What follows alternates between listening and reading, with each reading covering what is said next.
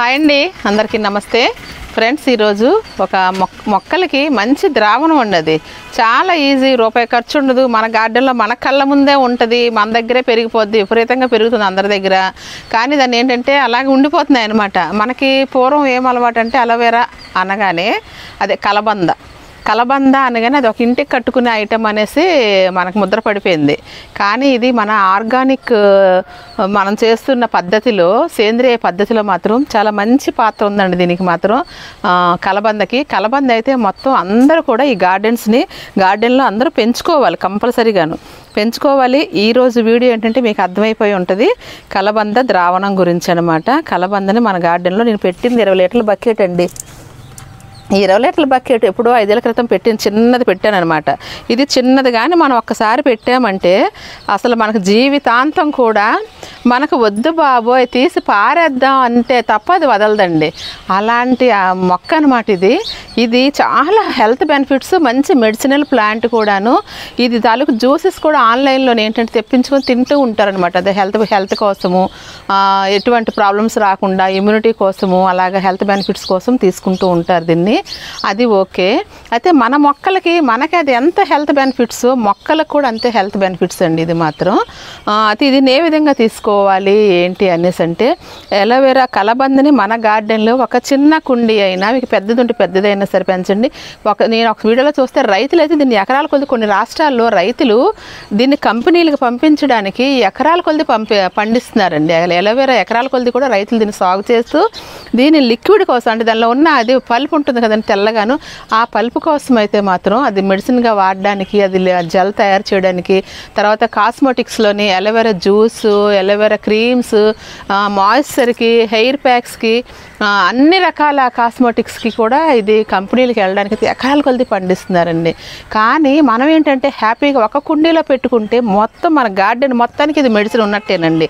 అలాగే దీనికి ఎటువంటి చీడపీడలు రావు. పాపం దీనికి వాటరింగ్ కూడా ఎక్కువ అడగదు. ఎప్పుడు మన దయ్యుండి తెస్తే అదే సరిపెట్టుకుంటుంది. మన వాటర్ వేయకపోయినా కూడా ఇందులో ఎక్కువగా గట్టిగా ఉంటుంది కదండి. అసలు చూడండి ఎంత మందంగా ఉందో. దీనిలో వాటర్ వేయకపోవడం వలన ఇలాగే ఉంటుంది. కొంతమంది ఏంటంటే దీన్ని తీసి ఇంటికి రివర్స్లో కడుతుంటారు. రివర్స్లో చాలామంది దీన్ని రివర్స్లో కట్టినా కూడా ఎన్ని రోజులు బతుకుంటుంది అనుకుంటారు. ఈ నీరు ఉండడం వలన ఇలా బతుకుంటుంది అనమాట. నా దగ్గర 2 రకాలు ఉందండి కలబంద.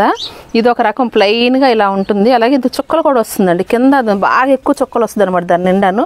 టైగర్ కలబందని ఏదో అన్నారు కొంతమంది ఫ్రెండ్స్ అయితే మాత్రం, అది ఎంత నిజం నాకు తెలీదు. అలాగే 2 రకాలు. ఇందులో కూడా వెరైటీస్ ఉంటే ఉండొచ్చు, ఎందుకంటే మనం లేవు అనుకుంటూనే కొన్ని రోజుల తర్వాత మళ్ళీ చూస్తుంటే ఇన్ని రకాలు ఉన్నాయా అనుకుంటాం అనమాట. కలబంద గురించి అయితే ఎంత చెప్పుకున్నా తక్కువనండి. మీ అందరికీ తెలియంది అయితే కాదు, చాలా మందికి తెలుసు కలబంద గురించి. కాకపోతే మొక్కలకు నేను ఈరోజు వాడే విధానం మీ ముందుకు తీసుకురావాలని ఒక చిన్న ప్రయత్నం. దీన్ని మన గార్డెన్లో పెట్టుకోవడం వల్ల దాన్ని జెల్ తీసి చక్కగా గ్రైండ్ చేసేసి హెయిర్ ప్యాక్ వేసుకుంటే మంచి మాయిశ్చర్ లాగా పైన చేస్తుంది. హెయిర్కి రాసేసుకుని ఒక అరగంట నుంచి తలస్నానం చేస్తామంటే స్మూత్గా అయిపోతుంది అనమాట. అదొకటి చేసుకోవచ్చు. తర్వాత ఫేస్ కూడా అప్లై చేసుకుంటారు, ఫేస్ టైట్నింగ్ కోసం వాటి కోసం అప్లై చేసుకుంటారు. తర్వాత దీన్ని ఏంటంటే మరిగించి ఆయిల్లో కూడా వేస్తారు, హెయిర్ ఆయిల్స్లో కూడా దీన్ని మరిగించి వేసుకోవచ్చు. ఇవన్నీ మనకి ఎన్ని హెల్త్ బెనిఫిట్స్ ఉన్నాయి చూడండి. అది కాకుండా ఈరోజు నేను మొక్కలకైతే మంచి ద్రావణం ఇవ్వబోతున్నాను. ఇది ఎందుకు ఇవ్వాలి అసలు అనేసి అంటే, కొంతమంది ఏంటంటే మొక్కలకి స్టెయిన్ మనకి కొన్ని మొక్కలు పాడైపోతుంటాయి, మనం ఒకటి తీసి ఇంకో దగ్గర పెట్టినప్పుడు స్టెయిన్ అయిపోతూ ఉంటాయి. తర్వాత ఒక మొక్క డల్ అయిపోతూ ఉంటుంది, తర్వాత వేరుకుళ్ళు వస్తుంటాయి. అలాంటికైతే చాలా మంచిదండి ఇది. రూట్ హార్మోన్ అంట ఇది మాత్రం. రూట్స్కి ఒక హార్మోన్ అనమాట. మంచి హార్మోన్స్ ఉన్నాయి అనేసి అంటే మనకి హెల్త్ బాగుంటుంది కదా. అలాగే మొక్కలకు కూడా మంచి రూట్ హార్మోన్గా పనిచేస్తుంది అంటండి. అందుకు అలోవెరాని మాత్రం మన గార్డెన్లో అందరం పెంచుకుంటూ దాన్ని వినియోగించుకుందాం. ఎంత కష్టపడి పెంచుదాం అంతే వినియోగించుకుంది. దీనికి కష్టమైతే ఉండదులేండి. దీన్ని ఒక బకెట్లో పెట్టేసామంటే, 5 ఏళ్ళ నుంచి కూడా నాకు ఈ బకెట్లోనే చిన్నపిల్లకి పెట్టాను ఉంది. ఇలా పెద్దగా పెరిగిపోయినవన్నీ కూడా తీసేసి, ఇదిగోండి ఇలా తీసేసి చక్కగా జ్యూస్ చేసేసి మొక్కలకి వేసేస్తాను. ఇప్పుడు ఇదిగోండి పెద్దగా పెరిగిన మొక్కలు అలాగే చూస్తే ఇలా ముదిరిపోయి పాపం ప్లేస్ చాలా అటు వంగిపోయి చూస్తే ఇక్కడ వీటికి కొత్త మొక్కలకి ప్లేస్ ఇవ్వడం కోసం ప్రకృతి మొక్కలు ఎంత గొప్పవంటే ఇక్కడ కొత్త మొక్కలు వస్తున్నాయండి. ఇది పాత మొక్క సైడ్కి ఇలా పడుకుని దాని ప్లేస్ ఇచ్చింది చూసారా. అసలు ఇవన్నీ చూస్తుంటే అదే మనమైతే మాత్రం మన ప్లేసు, ఇది నా ప్లేసు, నేనే ఉండాలి అని కోరుకుంటాం. ఇది మాత్రం తన బిడ్డలకి ప్లేస్ ఇచ్చేస్తుంది, పక్కకి వెళ్ళి చక్కగా హ్యాపీగా అక్కడ బతుకుతుంది. ఈ మిగతా మొక్కలు మధ్యలో పెరుగుతున్నాయి.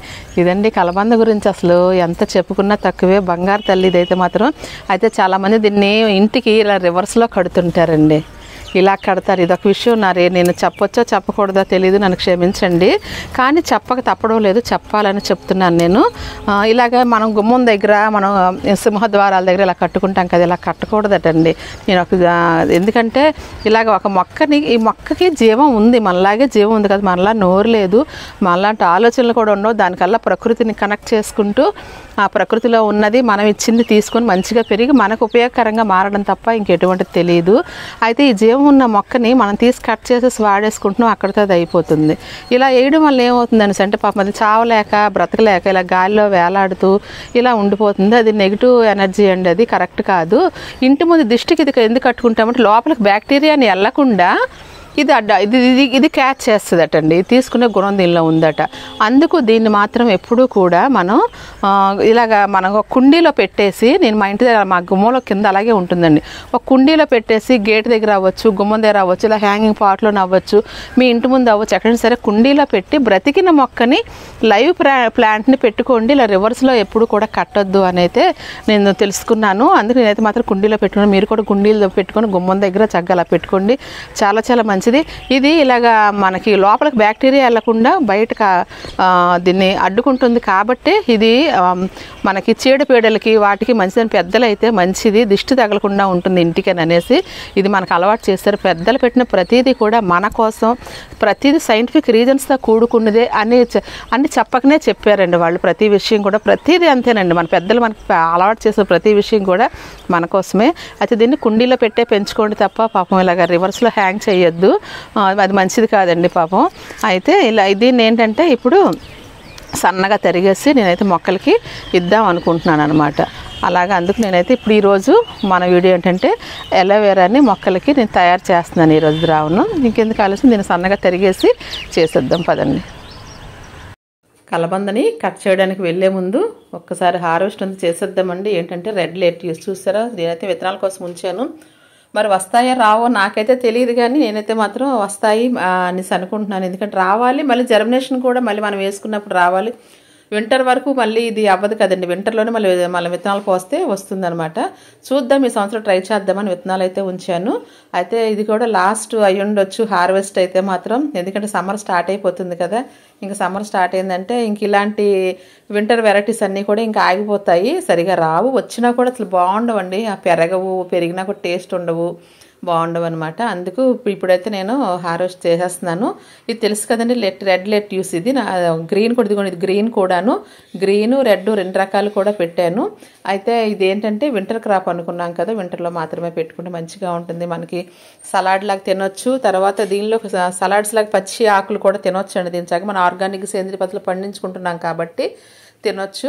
అలాగే దీన్ని ఏంటంటే పిజ్జాల్లో వాటిలో కూడా మధ్యలో పెడుతూ ఉంటారు కదా, అలాగే వాడతారు ఇవన్నీ పచ్చి ఆకుకూరల కింద. నేనైతే మాత్రం సలాడ్స్ లాగా తినడానికి నెక్స్ట్ కొంచెం లైట్గా పప్పు దించే ముందు కూడా కొంచెం వేసి మనం ఉడికించుకోవచ్చేమో తెలియదు, నాకైతే మాత్రం లైట్గా పప్పు మీద వేస్తుంటాను అనమాట. అలా కూడా మనం కర్రీలో తీసుకోవచ్చు, ఎక్కువ ఉడికించకూడదటండి ఇవి మాత్రం. ఇవన్నీ కూడా డైరెక్ట్గా తినే వెరైటీస్ అనమాట, అందుకు అలా వాడుకోవచ్చు. అయితే రెడ్ లెట్యూస్ ఇది పెట్టింది ఈ ప్లాస్టిక్, అదే పీవీసీ పైప్, మన ఇంట్లో వేస్ట్గా ఉండిపోయిన పైపులో మనం ఈ విధంగా చక్కగా చిన్నగా కొద్దిగా మట్టి ఉన్నా కూడా వచ్చేసి చూసారు పాలు వస్తుంది. దీన్ని కట్ చేసినప్పుడు లైట్గా పాలు రావడం కూడా గమనించాను నేను. ఆ పైపులో కొంచెం మట్టి వేసి పెట్టినా కూడా మంచిగా వచ్చిందండి, ఎందుకంటే దానికి వింటర్ ఎనర్జీ ఒకటి ఉంటుంది కదా. దానికేమో నెక్స్ట్ మనం అన్ని మొక్కలకి ఇచ్చిన పోషకాలు దీనికి కూడా కొద్దిగా వేస్తూ ఉంటాం కదా. అందుకో ఏమో చక్కగా ఈ సంవత్సరం అయితే నేను చాలాసార్లు హార్వెస్ట్ చేశాను. ఈ విత్తనాలు కూడా మన ఆర్గానిక్ ప్రభా యూట్యూబర్ ఉన్నారు కదా, వారి స్టోర్ నుంచి పంపించినవండి, ఇవి చాలా బాగా వచ్చాయి ఇవి. అయితే ఇంతకీ అసలు లెట్యూస్ నేనైతే మాత్రం తిన్నదానికన్నా ఫ్రెండ్స్కి ఇచ్చానండి ఎక్కువ, ఎందుకంటే అందరూ వచ్చిన గార్డెన్ కోసం సరదా పడిపోయారు, ఏంటిది ఎలా వాడాలి, ఏంటి తింటారా, ఎలా తింటారు, బాగుంటుందా, ఇలా క్వశ్చన్లన్నీ వేస్తుంటే కొద్దిగా పట్టుకెళ్ళండి, మీరు కూడా టేస్ట్ ఎంజాయ్ చేయండి అనేసి నేనైతే మాత్రం గార్డెన్ కోసం ఫ్రెండ్స్ కొద్దిగా గుప్పుడు ఆకు అప్పటికప్పుడు వాళ్ళు కొంచెం కట్ చేసి పట్టుకెళ్ళేవారు అనమాట. ఈ విధంగా అందరం కూడా గార్డెన్ విజిట్స్ వలన ఏమవుతుందంటే మనం తెలుసుకుంటున్నాం, కొన్ని వెరైటీస్ మనకి పరిచయం అవుతూ ఉంటాయి అన్నమాట. ఆ విధంగా చూడండి చక్కగా టకా మంచిగా హ్యాపీగా కట్ చేసుకుంటున్నాను. అసలు ఎంత సంతోషం వేస్తుందో రోజు ఇవన్నీ ఇలా హార్వెస్ట్లు చేస్తుంటే. అది మన మేడ మీద పొలంలోకో ఎక్కడికో వెళ్ళినట్టు అనిపిస్తుంది అండి, మేడ మీద మనం మిద్దె మీద ఇవన్నీ చేస్తున్నట్టుగా అనిపించదు. ఫస్ట్ అమ్మాయి మెట్లు ఎక్కుతుంటే మిది మీదకి వెళ్తున్నాం అనిపిస్తుంది. తీరా మొక్కల్లో తిరుగుతూ అవన్నీ చేస్తుంటే ఏదో పొలంలోకి వెళ్ళిపోతాం కదండి చక్కగాను. ఊరికి పొలాలు ఎక్కడ ఉంటాయండి, ఊరికి దూరంగా. అలాగే ఊరికి దూరంగా పొలాల్లోకి వచ్చినట్టు అనిపిస్తుంది. ఇదైతే మొత్తం హార్వెస్ట్ చేసి పైన ఉంచాను సీడ్స్ కోసం. చక్కగా మళ్ళీ సీడ్స్ రావాలి, మంచిగా అవి జర్మినేషన్ కూడా అవ్వాలని ఒకసారి కోరుకుందాం అందరం కూడాను. అలాగే ఇంకొంచెం ఉన్నాయి. రోజు కూడా ఏదో ఒకటి హార్వెస్ట్ చేయకుండా బుట్టతోనే పట్టుకొని దిగకుండా ఒక్క రోజులు ఏమండి అసలు ప్రతిరోజు కూడా పైకి రావడం, ఏదో పని చేసుకోవడం చక్కగాను. అంటే వాకింగ్ అయినా ప్రత్యేకంగా వెళ్ళాలి, రైతు బజారు కూరగాయలకు వెళ్ళాలి. ఆ టైం అంతా ఇక్కడ మనకి గార్డెన్ వర్క్కి అడ్జస్ట్మెంట్ అయిపోతుంది. ప్రత్యేకంగా గార్డెన్ కోసం మాకు టైం ఉండదండి అంటారు కదా, అందుకే ఆ విధంగా చెప్తున్నాను అనమాట. అయితే చూసారు ఈ బుట్టకు వచ్చింది. చక్కగాను కర్రీ అయితే చేద్దాం అనిపిస్తుంది నాకైతే మాత్రం. ఒకసారి చూద్దాం ఇది ఎలా చేసుకోవచ్చు, ఏంటి, ఎలా వాడుకోవాలో. లాస్ట్ క్రాప్ కాబట్టి కొంచెం సరదాగా దీన్ని ఎంజాయ్ చేయాలనుకుంటున్నాను. అయితే ఇదే కాదండి, ఇంక ముందు నేను అసలు మొక్క వేయలేదు. ఒక విత్తనం ఎలా పడిపోయిందో ఒక దగ్గర మొలిచి మంచిగా పెరుగుతుంది. చూద్దాం పదండి. అసలు ఎక్కడంటే ఇదిగోండి, మాకు ఇక్కడ ఆర్చిల దగ్గర సిమెంట్ మళ్ళీ పక్కన ఇలాగ హాఫ్ డ్రమ్ కొంచెం కట్ చేసింది. ఇలా క్యాబేజీ అది పెడితే ఇక్కడ చూడండి ఒక విత్తనం వచ్చేసిందండి. అమ్మ రెడ్ లెట్యూస్ ఇక్కడ పుట్టింది అంటే మనం వేసేటప్పుడు ఎగిరిపోవడమో చేతికి అంటుకుని మరో దగ్గర పడిపోవడం అయిపోతుంది కదా, అలా అనమాట. అంతే ఇప్పుడు దీనికి కూడా విత్తనాలు ఉంచేస్తే మంచిగా విత్తనాలు వస్తాయి అనుకుంటున్నాను. ఇది ఇలాగా మొత్తం హార్వెస్ట్ చేసేద్దాం. ఇది కూడా పైన కింద ఆకులు తీసి పైన ఉంచేస్తే సరిపోతుందండి. ఇలా రెడ్గా ఉన్నప్పుడు అయితే బాగుంటుంది. మెరూన్ కలర్కి వచ్చిందంటే ముదిరిపోయినట్టేనండి, అసలు అంతవరకు ఉంచకూడదు, టేస్ట్ మారిపోద్ది అన్నాను కదా. మనకి టేస్ట్లు కొంచెం అలవాట్లేదు, కొంచెం ఇబ్బందిగా ఉంటుంది. ఇదండి ఈరోజు హార్వెస్ట్ చూశారు. అయితే ఇప్పుడు మనం ఎలవేరాని మంచిగా కట్ చేసేస్తున్నానండి. మంచిగా కట్ చేసేస్తేనే మనం మిక్సీ పట్టుకోవడానికి బాగుంటుంది. ఒకసారి మొక్కలు కూడా ఒకసారి అయితే నేను సన్నగా మొక్కలు తరిగి నీటిలో నానబెట్టి ఆ నీటిని తెచ్చి వాటర్లో డైల్యూట్ చేసి మొక్కలకి ఇచ్చాను. ఆ కట్ చేసిన పైపైన తేలిన మొక్కలన్నీ కూడా నానిపై తీసిన మొక్కలన్నీ కంపోస్ట్లో వేసాను అనమాట. అలా 2 విధాలుగా వాడుకున్నాను. అయితే ఈసారి మాత్రం వచ్చేది సమ్మర్, క్లైమేట్ చేంజ్ అయింది. క్లైమేట్ చేంజ్ అయినప్పుడు మనం ఇలాంటి ద్రావణాలు మాత్రం సిద్ధం చేసుకోవాలండి. ఎందుకంటే మనకు చూసారా క్లైమేట్ చేంజ్ అవ్వగానే కొంచెం తలనొప్పి, జలుబులు అలాగా వస్తూ ఉంటాయి కదా, కొంచెం చేంజ్. అంటే ఇప్పుడు మనం ఏంటి వింటర్ నుంచి సమ్మర్లోకి వెళ్తున్నాం. మొక్కలు కూడా అలాగేనండి, మనలాగే స్టెయిన్ అవుతుంటాయి అనమాట. చక్కగా హాయిగా చలికాలం గడిపాము, వెంటనే సడన్గా సమ్మర్ స్టార్ట్ అయిపోయింది, ఎండ స్టార్ట్ అయిపోయింది.